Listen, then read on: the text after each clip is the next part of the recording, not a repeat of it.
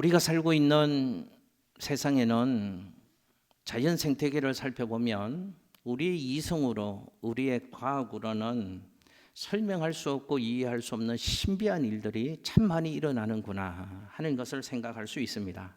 그 중에서도 수천 킬로미터 떨어진 곳에서도 자신의 고향을 정확하게 기억하고 그 고향을 다시 찾아오는 연어의 신비한 능력은 현대의 과학으로도 몇 가지 추측은 하지만 명쾌한 해답을 제시해 주지 못하는 신비 중에 하나라고 합니다. 화면에 보시면 연어가 나올 텐데요. 연어는 먹는 것만 생각하지 마시고, 연어는 제가 무슨 얘기를 해도 잔뜩 긴장하셔갖고, 연어는 대표적인 모천 회기성 어류라고 합니다.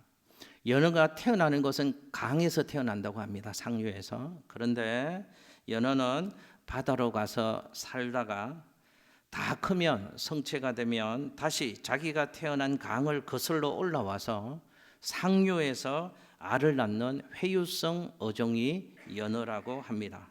그래서 대부분의 연어들은 산란을 끝내고 암수 모두 지쳐서 죽는 것으로 운명을 달리한다고 합니다.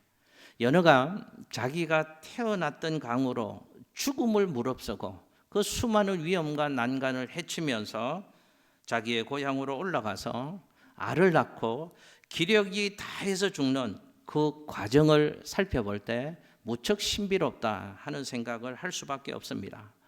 고향을 찾아오기까지 위험이 있습니다. 그 바다에서는 상어나 물개들의 먹이가 되기도 하고, 강을 거슬러 올라오는 과정 중에는 곰, 너구리, 여우, 독수리 등의 먹이가 될 수도 있다고 합니다. 날 때부터 무수한 위험이 있지만 그 위험에 맞서고, 여러 가지 장애물이 있지만 그 장애물에 굴하지 않고 극복하면서 고향으로 회귀하려고 사명을 다하는 연어의 저 모습에서 우리는 그리스도인의 신앙을 생각하게 됩니다. 성도들은 강을 거슬러 오르는 힘찬 연어처럼 세상 속에 살지만 세상의 강물에 속하지 말아야 합니다. 이곳이 전부인 것처럼 살아서도 안 되고 여기가 마지막인 것처럼 성도들은 살아서는 안 되는 것입니다. 세상과는 다른 삶을 살아야죠. 세상과는 구별된 삶을 세상 속에서 그리스도인들 성도들은 살아야 하는 것입니다. 연어처럼 세상을 거스르며 살아야 합니다.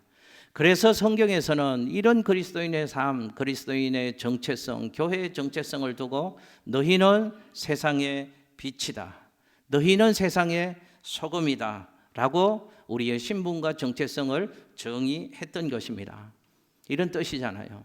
썩어져가는 세상, 부패한 세상 속에서 똑같이 썩지 말고 부패를 방지하는 소금이 되라는 것입니다.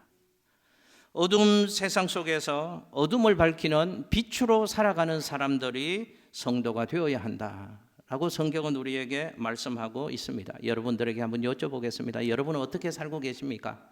여러분들은 강을 거꾸로 거슬러 올라가는 힘찬 연어들처럼 세상 속에서 그렇게 성도답게 살고 계십니까?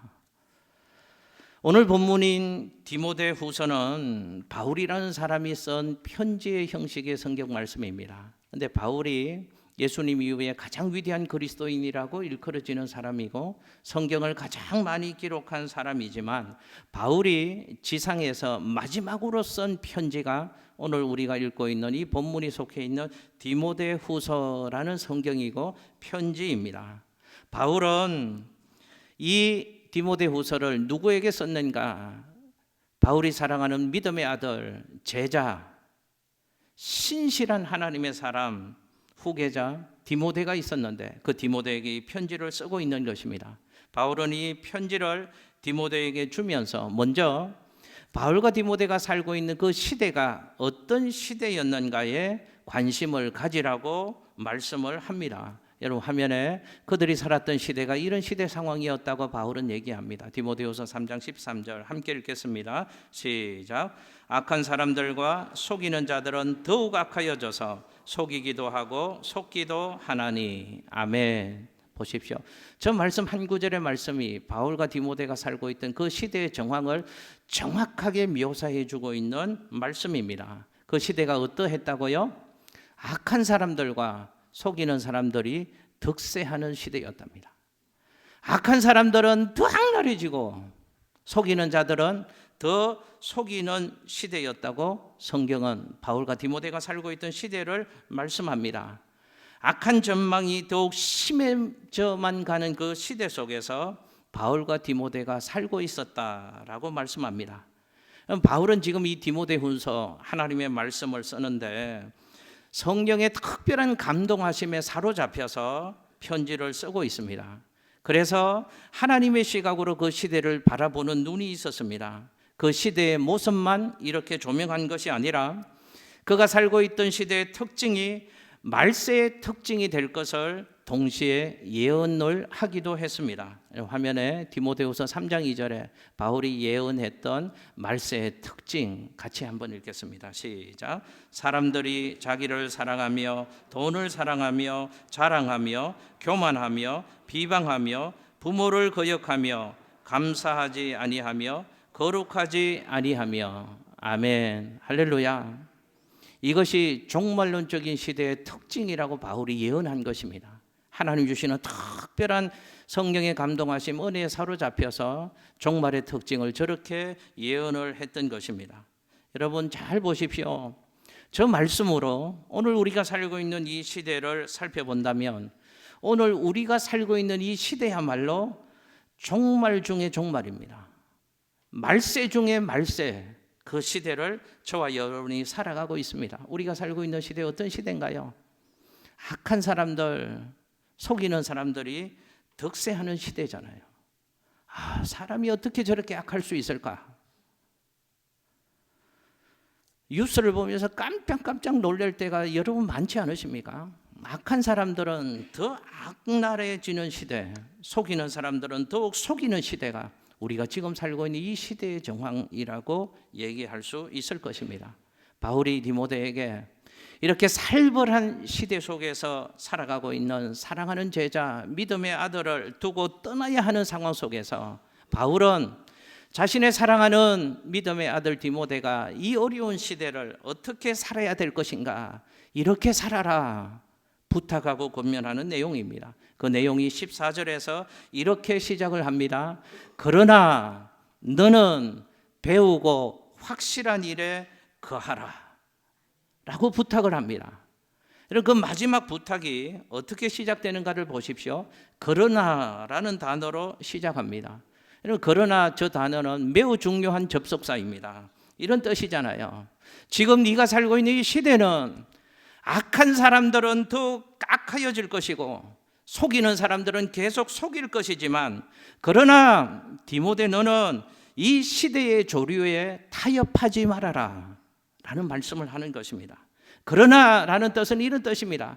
악한 사람들은 더욱 악랄해지고 속이는 사람들은 계속 속이는 일들이 일어날 것이지만 그러나 이 시대 속에서 디모데 하나님의 사람인 너는 이 시대의 탕류를 거절하는 하나님의 사람으로 살아라 라는 권면을 바울이 디모데에게 하고 있는 것입니다. 마치 아까 화면에 보았던 것처럼 강을 거슬러 올라가는 힘찬 연어처럼 세상 속에서 디모데가 성도들이 그렇게 살아야 될 것을 바울은 이 말씀을 통해서 우리에게도 교훈하고 있는 것입니다. 이렇게 교훈합니다. 너는 배우라. 너는 확신해라. 너는 배우고 확실한 일에 거하라. 이 세 가지를 부탁하고 있는 것입니다. 오늘 이 본문 말씀으로 한 가지만 좀 살펴보려고 합니다. 바울이 주는 첫 번째 명령은 너는 배우라 하는 것입니다. 한번 저 따라서 해보실게요. 배우라. 배우라. 뭘 배우라는 것일까요? 뭘 배우라고 말씀하시는가 하면 성경을 배우라 라는 교훈의 말씀을 14절 15절에서 주고 있습니다. 여러분 14절 말씀에 보면 배우라, 이 배움의 대상이, 배움의 목표가 무엇인지에 대한 정확한 표현은 없지만 이어지는 15절 말씀에 보면 이런 말씀이 있습니다. 네가 어려서부터 뭘 알았다고요? 성경을 알았나니. 그러니까 네가 어려서부터 성경을 알았다. 그러니 너는 성경을 배우라 라는 명령을 바울이 디모데에게 주고 있는 것입니다. 여러분, 제가 한번 여쭤보겠습니다. 왜 이 혼탁한 시대를 그리스도인답게 살아가기 위해서 부탁하는데 제일 먼저 하는 간절한 부탁이 성경, 하나님의 말씀을 배우라고 합니다. 왜 성경을 배워야 할까요? 왜 하나님의 말씀을 읽고 들어야 할까요? 이유는, 가장 큰 이유는 한 가지입니다. 구원에 이르는 지식을 성경이 우리에게 제공하고 있기 때문에 그렇습니다. 구원에 이르는 진리는, 그 지식은 성경 아니고서는 다른 어느 곳에서도 얻을 수 없기 때문에 바울은 디모데에게 구원에 이르는 진리를 제공해주는, 구원에 이르는 지식을 제공해주는 하나님의 말씀을 어떻게 하라고요? 배워라 라고 바울이 교훈하고 있는 것입니다. 그런데 오늘날 현대 교회와 현대 그리스도인의 신앙생활 가운데서 가장 큰 비극 중의 비극이라고 한다면 그 비극은 교회에 성경이 없어진다는 것입니다. 성도들의 삶에서 성경이 없어진다는 것입니다. 교회와 성도가 성경 없는 신앙생활을 하고 있다는 것이 교회의 비극이고 성도들의 비극이라고 얘기할 수 있다 하는 것입니다.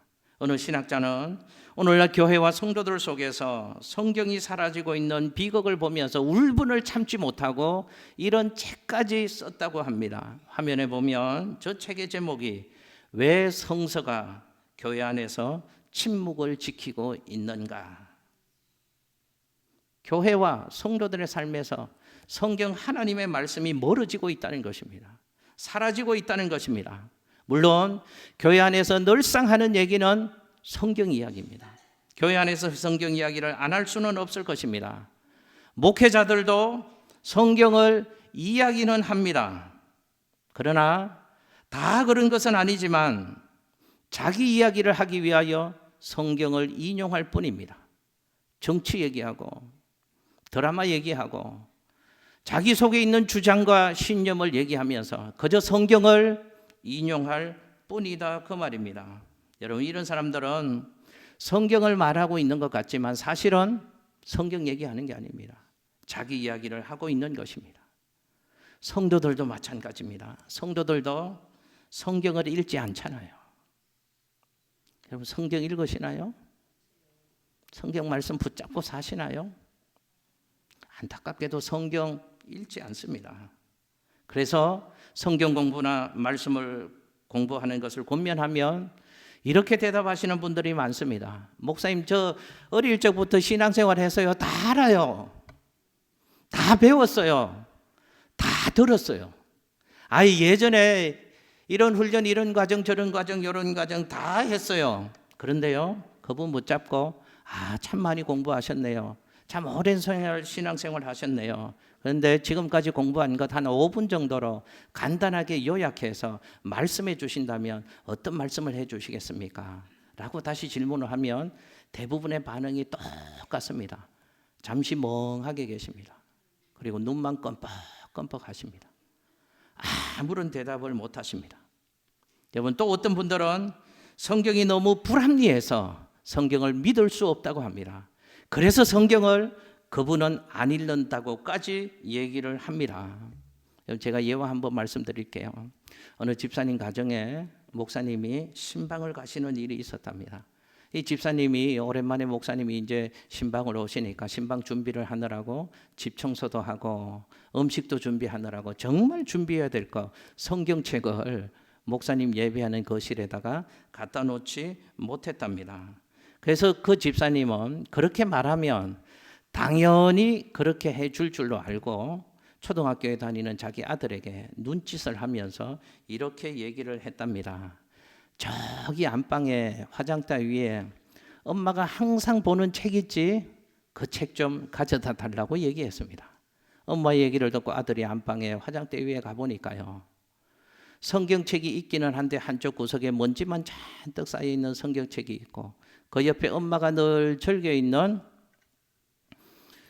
여성 잡지 한 권이 있어서 그 아들이 엄마가 늘 읽는 이 책을 가져오라고 하나 보다. 그래서 재빨리 목사님 있는 앞에 그 여성 월간지를 가져다 주었답니다.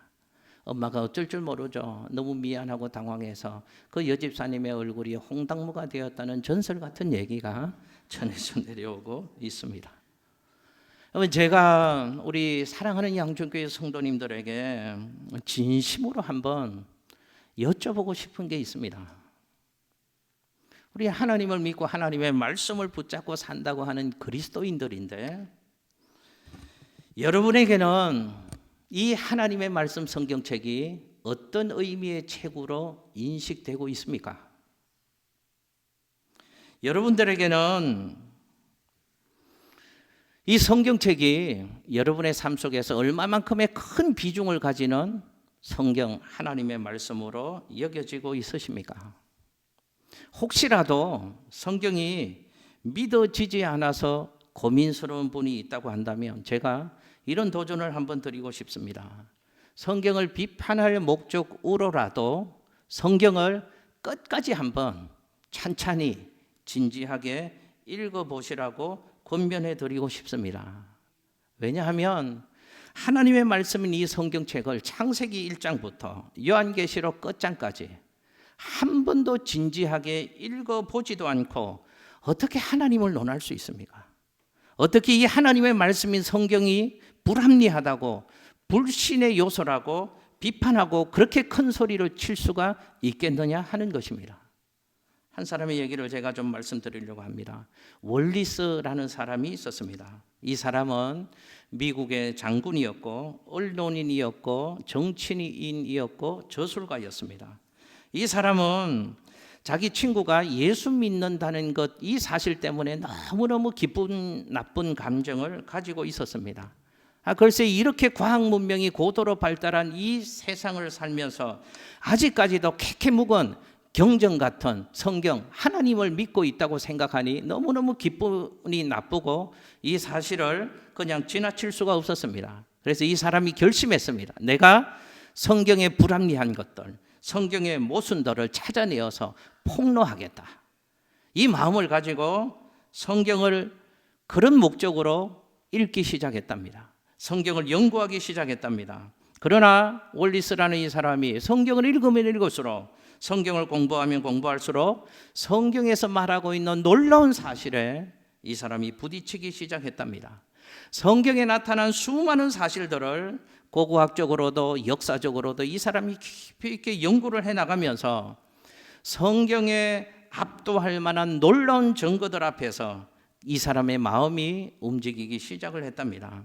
그는 한때는 성경에 대한 반론을 펴기 위해서 책 제목도 구상하고 그 책의 내용도 1장도 기록하고 2장까지 기록을 했다고 합니다. 그런데 성경을 읽으면 읽을수록 자기 영혼에 깨달아지는 거부할 수 없는 진리 앞에서 2장까지 쓰고 그 사람의 붓을 꺾어버리고 말았다고 합니다. 그리고 성경 속에서 발견한 그 놀라운 예수 그리스도가 하나님이시다. 성경에서 얘기하고 있는 그 예수 그리스도가 나를 구원하는 유일한 구원자시다. 이 움직일 수 없고 거부할 수 없는 진리 앞에서 항복하고 말았답니다. 그래서 이 사람은 유일한 구원자 예수 그리스도, 그분이 하나님이시고 그분이 나를 구원해 주시는 구원자라고 인정을 하고 주님을 영접했답니다. 그리고 이 사람이 예수 그리스도와의 깊은 사랑에 빠지게 되었답니다. 그리고 이분이 예수 그리스도와 성경에 관한 충격을 소화하기 위해서 책을 하나 쓰기를 시작했답니다. 이 책이 소설로도 만들어지고요, 영화로도 만들어지고요, 전 세계의 많은 사람들에게 감동을 불러일으켰답니다. 그 책의 제목, 그 영화의 제목이 뭔지 아십니까? 배너라는 책입니다. 배너라는 영화입니다. 이 책이 1880년에 출간된 이후에 50년간 베스트셀러 1위를 기록을 했답니다.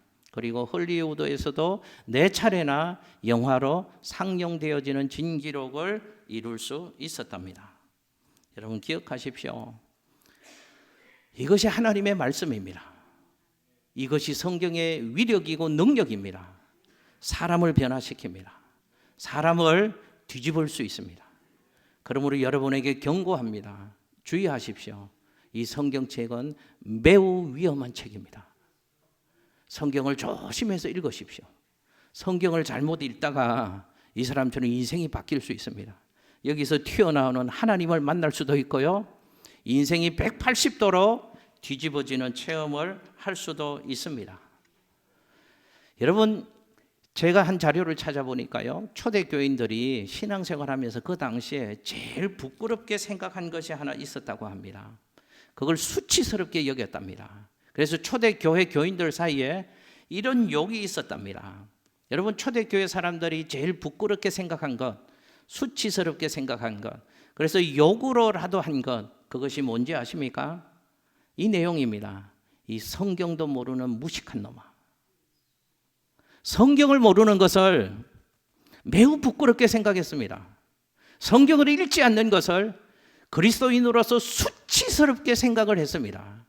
그래서 그 부끄러움, 수치스러운 욕을 당하지 않으려고 초대교회 성도들은 하나님의 말씀인 성경을 열심히 읽었습니다. 부지런히 읽었습니다. 그 말씀을 붙잡고 살았습니다. 1세기의 그리스도인들에게 성경은 너무너무 소중하고 너무너무 보배로운 물건이었기 때문에 그렇습니다. 성경은 1세기 그리스도인들의 지성의 근거요 척도였기 때문에 그들은 성경을 소중하게 여겼고 성경을 붙잡고 살았고 늘 말씀을 읽었고 늘 말씀을 배우는 삶을 살았다는 것입니다. 사도행전에 보면 이런 재미있는 표현이 있습니다. 사도행전 17장 11절 말씀을 같이 한번 읽어보실게요. 함께 읽습니다. 시작. 베레아에 있는 사람들은 데살로니가에 있는 사람들보다 더 너그러워서 간절한 마음으로 말씀을 받고 이것이 그러한가 하여 날마다 성경을 상고함으로. 아멘. 자, 앞부분의 말씀 한번 띄워주십시오. 이런 말씀이잖아요. 베레아에 있는 사람들, 성도들이 데살로니가에 있는 사람들, 성도들보다 더 어떠했다고요?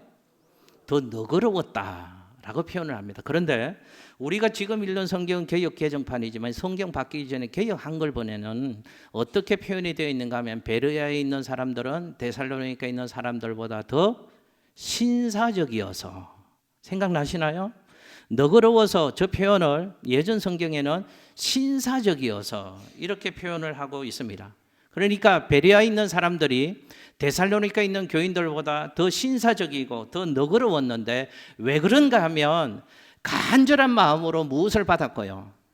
간절한 마음으로 하나님의 말씀을 받았고 그리고 그 말씀이 그러한가 하여 말씀을 날마다 상고하는 삶을 살았으므로 베레아 사람들은 신사적인 사람들이었다. 너그러운 사람들이었다. 그렇게 표현을 하고 있습니다. 여러분, 이런 뜻입니다. 내가 읽은 이 말씀, 내가 받은 이 하나님의 말씀이 선포된 말씀 그대로의 말씀인가? 그런가 하여서 그 말씀을 잘 살피는 신앙의 삶을 베레아 성도들은 살았다는 것입니다. 그리고 말씀을 그렇게 받았으면 정말 이 말씀이 내 생활 속에서 어떻게 적용될 수 있는가를 생각하고 연구를 했다는 것입니다. 그렇게 말씀을 간절하게 받고 말씀을 열심히 생각하고 말씀을 연구했던 사람들을 가르쳐서 그들은 신사적인 사람들이다, 너그러운 사람들이다, 이렇게 불렀다는 것입니다. 저는 베레아 성도들의 말씀을 대하는 자세와 태도가 특별했던 그 모습을 보고 신사적이다, 너그럽다 표현한 이 성경의 이야기가 우리 양천교회 이야기가 되었으면 좋겠습니다. 우리 양천교회 신사 숙녀 여러분들 많으시잖아요. 근데 그런 신사 숙녀 말고요, 이런 의미에서 신사분들, 숙녀분들 참 많이 있는 교회가 우리 양천교회 될 수 있으시기를 예수님 이름으로 축복합니다. 말씀을 간절히 받아야 합니다. 그리고 내게 주신 말씀을 어떻게 삶으로 살아낼까를 열심히 연구하고 기도하고 묵상해야 됩니다.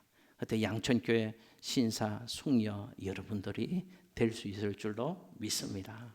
더 중요한 것 한 가지는 왜 말씀을 배워야 하는가를 바울이 또 교훈해 줍니다. 디모데후서 3장 15절 말씀을 같이 한번 읽어보실까요? 화면에 디모데후서 3장 15절 함께 읽습니다. 시작. 또 어려서부터 성경을 알았나니 성경은 능히 너로 하여금 그리스도 예수 안에 있는 믿음으로 말미암아 구원에 이르는 지혜가 있게 하느니라. 아멘. 자, 이런 뜻입니다. 어려서부터 배웠던 이 성경이 너로 하여금 구원에 이르는 지혜를 있게 하였다 라고 바울이 말씀을 합니다. 중요한 단어가 구원이라는 단어입니다. 여러분, 성경을 배워야 하는 가장 중요한 이유는 단 한 가지입니다. 구원에 이르는 지식을 무엇이 우리에게 제공해 주기 때문에요? 성경이요. 하나님의 말씀이 구원에 이르는 진리를, 구원에 이르는 지식을 우리에게 제공해 주기 때문에 우리는 하나님의 말씀을 통하여 구원에 이르는 진리를 배우고 구원을 얻을 수 있게 되어진다는 것입니다.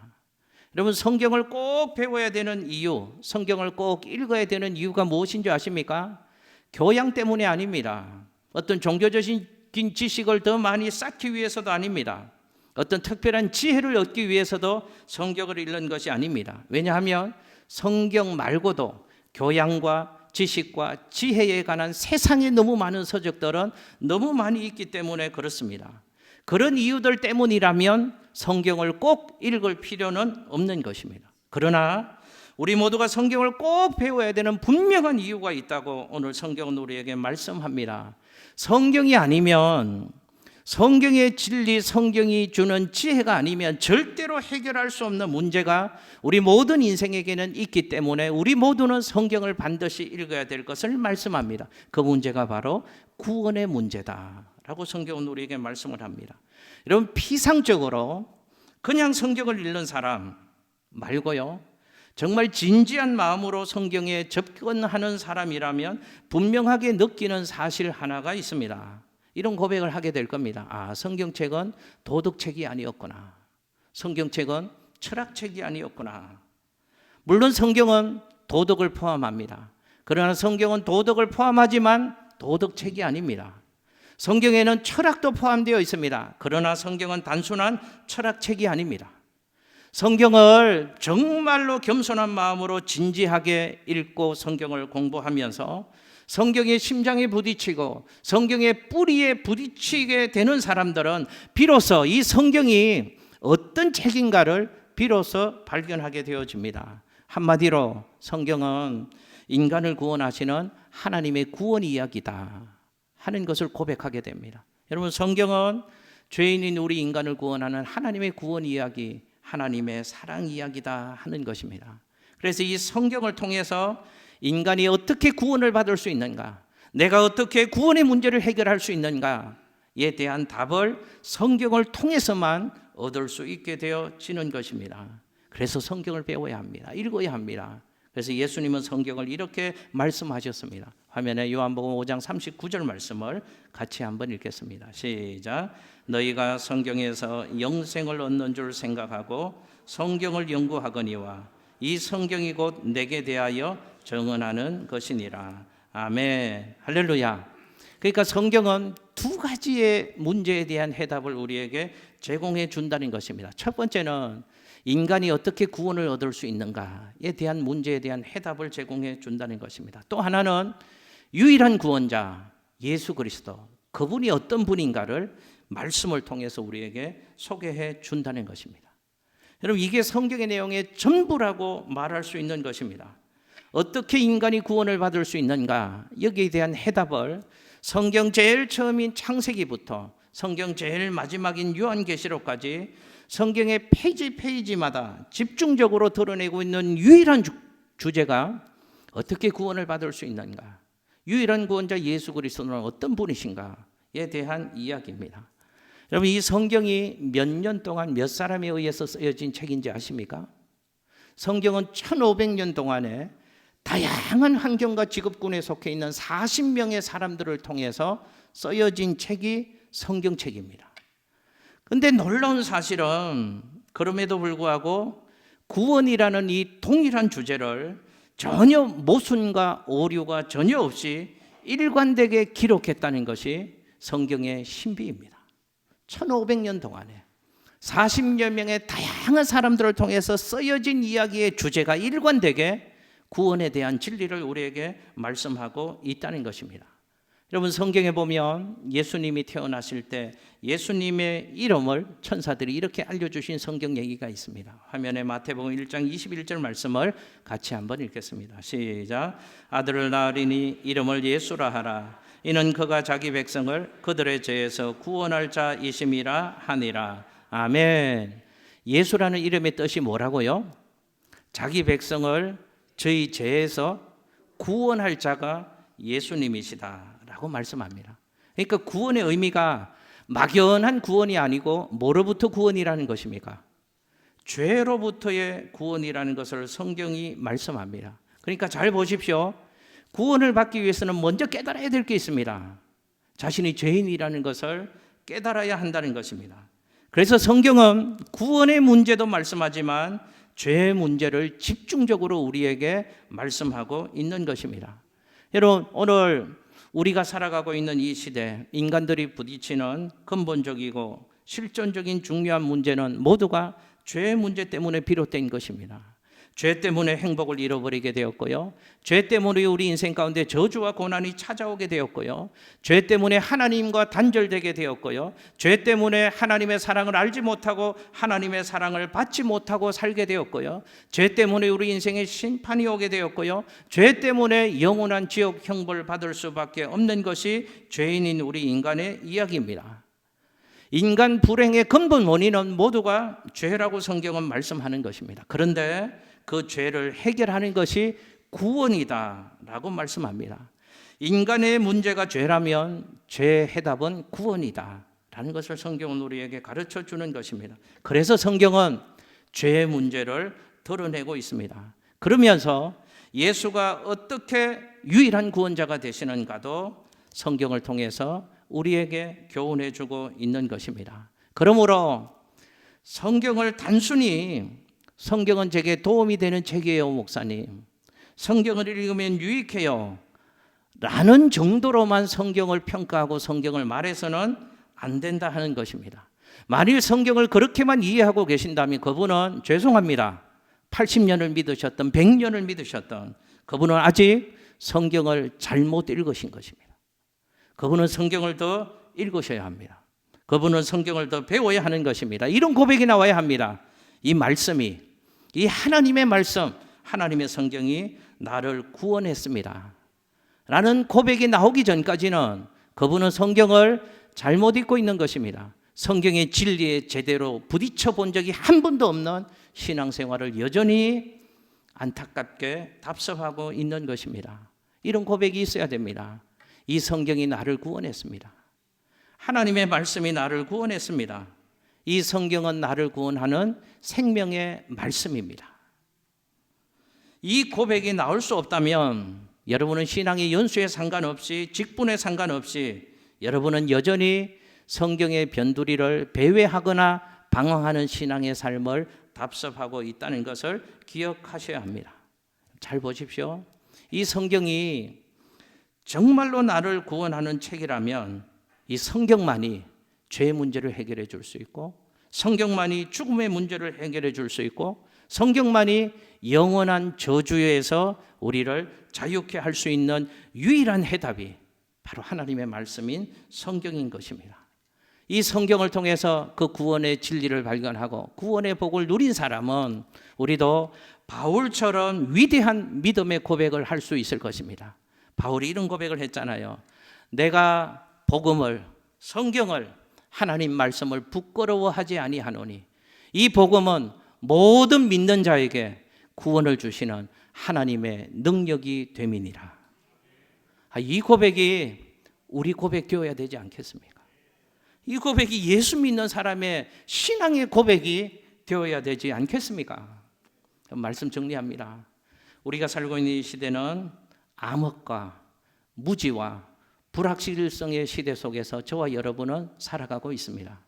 그래서 우리에게는 구원이 필요합니다. 구원자가 필요합니다. 예수님이 필요합니다. 말씀이 필요합니다. 그래서 말씀을 읽어야 합니다. 말씀을 배워야 합니다. 말씀을 좀 열심히 읽고 말씀을 열심히 배우는 신앙생활은 우리 성도님들 될 수 있기를 예수님 이름으로 축복합니다. 이 성경만이 우리를 강을 거스러 오르는 연어들처럼 이 험한 세상 살아가는 우리들도 구원에 이르는 진리 가운데로 이 하나님의 말씀인 성경이 우리의 삶을 인도해 줄 것이기 때문에 그렇습니다. 이번 한 주간 말씀 붙잡고 사십시오. 여러분들 다 신사가 되었으면 좋겠고 숙녀가 되었으면 좋겠습니다. 믿음으로 승리하시길 예수님 이름으로 축복합니다. 기도하겠습니다.